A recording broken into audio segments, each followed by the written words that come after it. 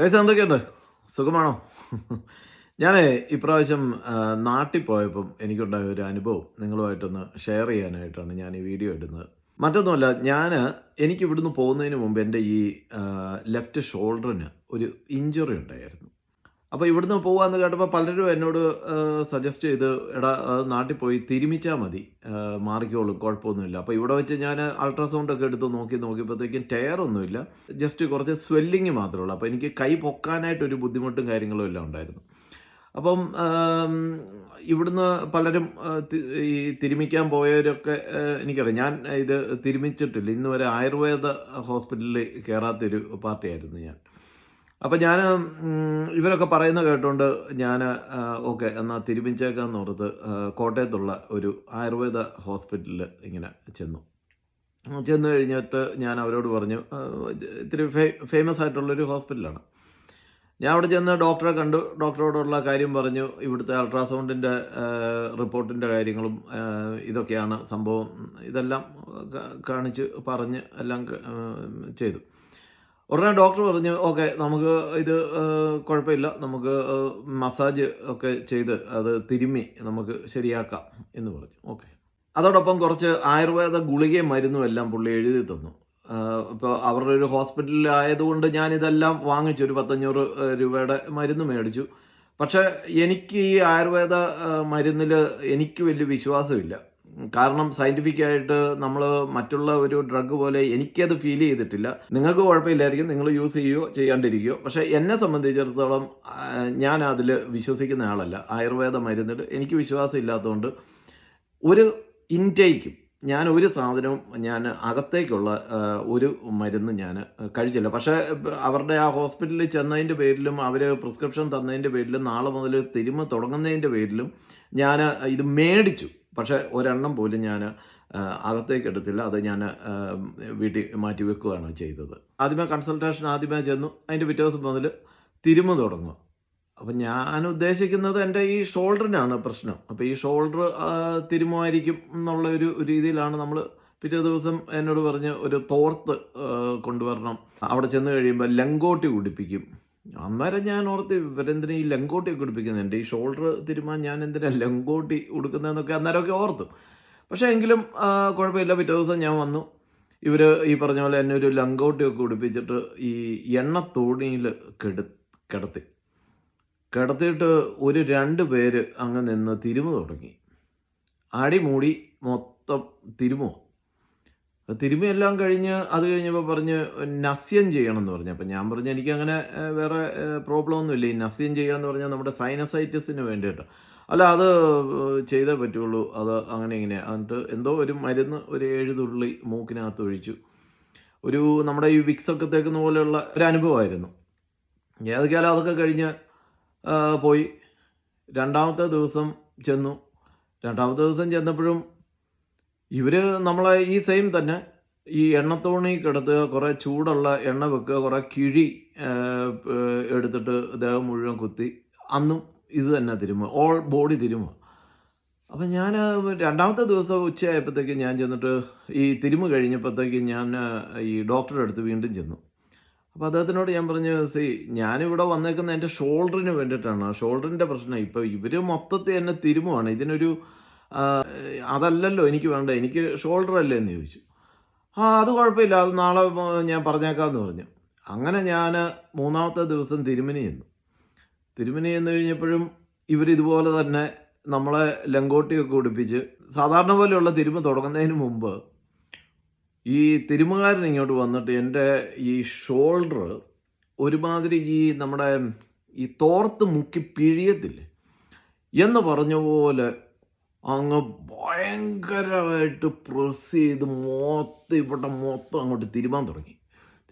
എന്നിട്ട് ഇദ്ദേഹം ഈ കൈയൊക്കെ എടുത്ത് പൊക്കുക. അന്ന് എനിക്ക് കൈ ഇങ്ങനെ പൊക്കാൻ മേലായിരുന്നു, ഇങ്ങനെ നേരെ ഒന്നും പൊക്കാൻ മേല. എനിക്കൊരു ഈ ഒരു പാകത്തിനെ പൊങ്ങത്തുള്ളായിരുന്നു, മേളിലേക്ക് ഇങ്ങനെ പൊക്കത്തില്ലായിരുന്നു. ഇയാൾ ഭയങ്കരമായിട്ട് പൊക്കി അങ്ങനെ തിരുമ്പുന്നു ഇങ്ങനെ തിരുമ്പുന്നു. എനിക്കാണ് വേദന കാരണം ഒരു രക്ഷയില്ല. ഏതൊക്കെയാലും അപ്പോൾ ഞാൻ പറഞ്ഞു, എനിക്ക് പെയിൻ എടുക്കുമെന്ന് പറഞ്ഞ് പുള്ളി പറഞ്ഞു, അല്ല അത് പെയിനൊക്കെ എടുക്കും, അത് അങ്ങനെയാണ് ഇങ്ങനെയാണെന്നൊക്കെ പറഞ്ഞ് പുള്ളി എന്തൊക്കെയോ ഒക്കെ പറഞ്ഞ് ഏതൊക്കെയെല്ലാം തിരുമ്പ് കഴിഞ്ഞ് അത് കഴിഞ്ഞ് അന്ന് രാത്രി ആയപ്പോഴത്തേക്ക് എനിക്ക് നല്ല പെയിനായി ഞാൻ ഡിസൈഡ് ചെയ്തു ഇനിയിപ്പോൾ ഈ ഒരു പരിപാടിക്ക് വരണ്ടെന്ന്. അപ്പോൾ തന്നെ ഞാൻ ഡോക്ടറെ വിളിച്ചിട്ട് പറഞ്ഞു, ഇല്ല ഇനി ഞാനിത് ഡിസ്കണ്ടിന്യൂ ചെയ്യുവാണ്, ഓക്കെ എന്ന് പറഞ്ഞിട്ട് ഞാൻ അവിടുന്ന് ബൈ പറഞ്ഞു.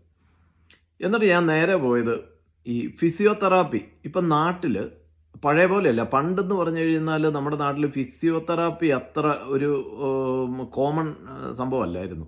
പക്ഷേ ഇപ്പം എന്ന് പറഞ്ഞു കഴിഞ്ഞാൽ ഒരുമാതിരിപ്പെട്ട ഏരിയയിലെല്ലാം ഇഷ്ടം പോലെ ഫിസിയോതെറാപ്പി ക്ലിനിക്കുകളുണ്ട്.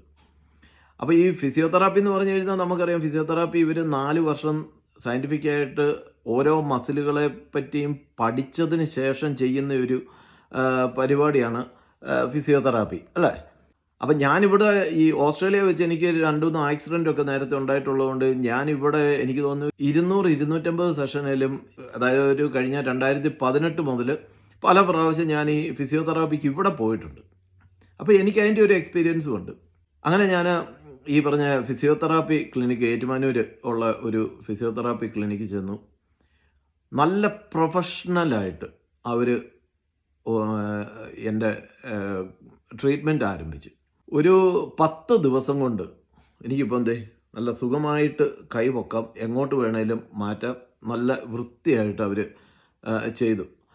അപ്പോൾ അതിൻ്റെ ഒരു കാര്യം ഞാൻ മനസ്സിലാക്കിയ എന്നാന്ന് വെച്ച് കഴിഞ്ഞാൽ, നമ്മൾ ഇവിടെയൊക്കെ ഫിസിയോതെറാപ്പിക്ക് പോയി കഴിഞ്ഞാൽ ഒരു $120 മുതൽ $150 വരെയാണ് ഒരു സെഷൻ. ആ ഒരു സെഷൻ എന്ന് പറഞ്ഞു കഴിഞ്ഞാൽ 20 മിനിറ്റാണ് അവരുടെ ഒരു സെഷൻ എന്ന് പറഞ്ഞു കഴിഞ്ഞാൽ. അപ്പോൾ $150 എന്ന് പറയുമ്പോൾ, അല്ല $120 എന്ന് പറയുമ്പോൾ, അത് പല ക്ലിനിക്കിൽ കുറച്ച് വേരിയേഷൻസ് അങ്ങോട്ടും ഇങ്ങോട്ടൊക്കെ വരും. എന്ന് പറയുമ്പോഴത്തേക്ക് ഒരു 5000-6000 രൂപ വരും നമ്മുടെ ഇന്ത്യൻ റുപ്പീസ്.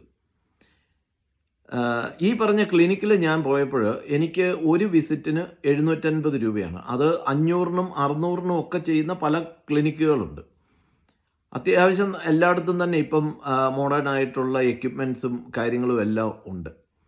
ഏതൊക്കെയായാലും നമുക്ക് ഇവിടെ ഒരു വിസിറ്റിന് പോകുന്ന പൈസ കൊടുത്തിട്ട് നമുക്ക് നാട്ടിൽ ഒരു 10 വിസിറ്റിന് പോകാൻ പറ്റും. അത് തന്നെയല്ല, അവിടുത്തെ ഒരു വിസിറ്റിന് അവർ മിനിമം 1 മണിക്കൂറാണ് അവർ ചെയ്യുന്നത്. പല ടൈപ്പുള്ള എക്സസൈസുകൾ, അൾട്രാസൗണ്ട് കൊണ്ടുള്ള ഈ ചൂടാക്കിയിട്ടുള്ള പരിപാടി, അതുപോലെ തന്നെ ഇൻഫ്രാറെഡിൻ്റെ ഒരു സംഭവം, അതൊക്കെ പണ്ടേ ഉള്ളതാണ്.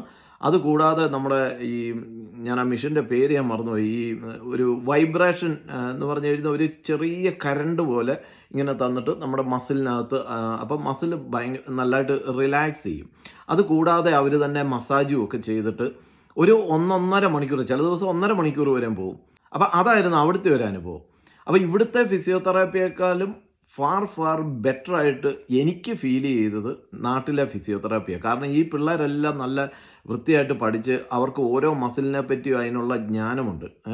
അവരപ്പം അതിൻ്റെ കറക്റ്റായിട്ടുള്ള എക്സസൈസ് ചെയ്യിച്ചിട്ട്, അപ്പോൾ അതുകൊണ്ട് തന്നെ ഈ ഞാനൊരിക്കലും തിരുമിക്കാൻ പോകാനായിട്ട് പഴയ പോലെ പറയുന്ന പോലെ ഒരു മനുഷ്യരോട് ഞാൻ പറയത്തില്ല. കാരണം ഈ തിരുമുന്ന ആളെന്ന് പറഞ്ഞാൽ, ഈ ആയുർവേദത്തിലൊക്കെ തിരുമുന്ന ആൾക്കാരെന്ന് പറഞ്ഞു കഴിഞ്ഞാൽ അവർ ശരിയാണ്, പാരമ്പര്യമായിട്ട് അല്ലെങ്കിൽ വർഷങ്ങൾ കൊണ്ട് ഇവർക്ക് ഇതുണ്ടെങ്കിൽ പോലും ഈ ഒരു ഫിസിയോതെറാപ്പിസ്റ്റിനുള്ള ഒരു നോളജ് മസിലുകളെ പറ്റി ഉണ്ടോ എന്ന് എനിക്ക് ഡൗട്ടാണ്. ഇത് എൻ്റെ മാത്രം അനുഭവമാണ്. നിങ്ങൾക്ക് ചിലപ്പം ആയുർവേദത്തിൽ ഈ പറഞ്ഞ തിരുമാൻ ഒക്കെ പോയി കഴിഞ്ഞാൽ നിങ്ങൾ ഉള്ളവരുണ്ടായിരിക്കാം. പിന്നെ ഞാൻ മറ്റൊരു കാര്യം കേട്ടതെന്ന് പറഞ്ഞാൽ, ഇപ്പോൾ ഉള്ള ആയുർവേദ ഹോസ്പിറ്റലുകളിൽ ചിലയിടത്തൊക്കെ ഫിസിയോതെറാപ്പിസ്റ്റുകളും കൂടി ഉണ്ടെന്നുള്ളതാണ്. അപ്പം അങ്ങനെയുള്ളത് ഒന്ന്, അതായത് ആ പരമ്പരാഗതമായിട്ടുള്ള ആ തിരുമല്ലാതെ ഈ ഫിസിയോതെറാപ്പിസ്റ്റ് ആയിട്ടുള്ള ആൾക്കാർ അവർ വന്നിട്ട് നമുക്ക് ട്രീറ്റ്മെൻറ്റ് തരുന്ന ചില ആയുർവേദ ഹോസ്പിറ്റലുകളും ഉണ്ട്. അപ്പോൾ നമ്മൾ എന്തെങ്കിലും ഒരു ഇഞ്ചുറിയൊക്കെ ആയിട്ട് നാട്ടിലേക്ക് പോകുകയാണെന്നുണ്ടെങ്കിൽ ഈ ഒരു കുറച്ച് കാര്യങ്ങളൊക്കെ ഒന്ന് മനസ്സിൽ വെച്ച് നമ്മളൊന്ന് പോവുകയാണെങ്കിൽ അത് നന്നായിരിക്കുമെന്നാണ് എൻ്റെ അഭിപ്രായം. ഇപ്പം ഞാൻ പറഞ്ഞല്ലോ, ഇതെൻ്റെ ഒരു അഭിപ്രായം മാത്രമാണ്. നിങ്ങളിൽ പലർക്കും ചിലപ്പോൾ ആയുർവേദ തിരുമുകൊണ്ട് നന്നായിട്ടുള്ളത് ഉണ്ടായിരിക്കാം. എൻ്റെ അനുഭവത്തിൽ എനിക്ക് ഫീൽ ചെയ്തത് ഫിസിയോതെറാപ്പിയിൽ പോകുന്നതാണ് തിരുമിനേക്കാളും നല്ലത് എന്നാണ് എനിക്ക് ഫീൽ ചെയ്യുന്നത്. നിങ്ങളുടെ അഭിപ്രായം നിങ്ങൾക്ക് പറയാം. Thank you.